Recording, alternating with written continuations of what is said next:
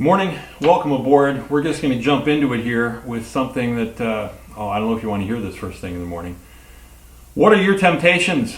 I'm not talking about that Motown band. I'm talking about, that little devil that sits on your shoulder.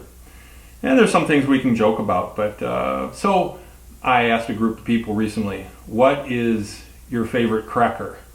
And my friend Tim raised his hand and he said, chicken and a biscuit. And I'm just like, end discussion. There's nothing in second place, maybe third or fourth place, but chicken and a biscuit.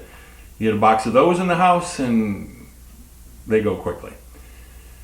There is this other thing that girls sell once a year. They're those Girl Scout Thin Mint cookies.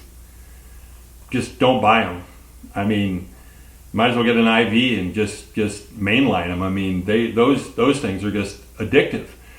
I can eat them socially now. It used to be that if I ever ate less than a tube, well, first of all, you put it in the freezer. You have to put it in the freezer. But if I could eat less than a tube in one sitting, I considered it a victory. So I got to tell you right now, we have one tech person in the room. He's nodding to that one. Yeah, it's pretty much a universal thing. So there was a book by Gail Irwin a number of years ago entitled The Jesus Style. It's a beautiful book, really good. And he talked about this. I don't know if it was in the book, but he talked about temptation. And sometimes we're our own worst enemy. He claimed that he was an addict to peanut M&Ms.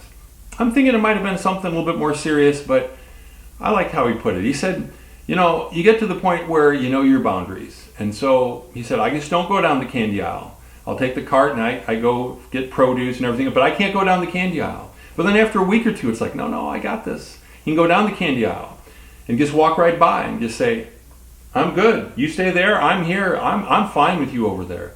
And then he said, I got so strong that I could pick up the bag and I could read the ingredients. I could read the nutrition information on it. I was still good. And I'd put it back down and say, I got victory over you, temptation. And then one day, he loaded his cart with about 10 bags, bought all of them, went out to his car, and ate about 9 bags at once. Yeah, sometimes we're our own worst enemy. Sometimes in spiritual circles, we think that we just got to conform. We've just got to do something on the outside to make us more spiritual. I love what the Apostle Paul says in Romans chapter 12, verses 1 and 2. And it talks about being transformed from the inside out. Don't be conformed to this world, but offer yourself to God. Offer your body. And that was radical in the first century because people thought your body's bad, your spirit's good. No, God says our bodies are good. Sometimes they do the things that other desires within us want them to do, and that's not so good. But God wants to transform us from the inside out. He's wanting to create new patterns. So let me just read these verses. The Apostle Paul says, I urge you, brothers, in view of God's mercy, because God's kind and understanding, He gets us, to offer your bodies as living sacrifices, holy and pleasing to God. He says this is your spiritual act of worship. A lot of times we think spiritual act of worship is going to church, but it's just offering ourselves to God. And then it says, don't conform any longer to the pattern of this world, but be transformed by the renewing of your mind. God wants to renew our minds every day.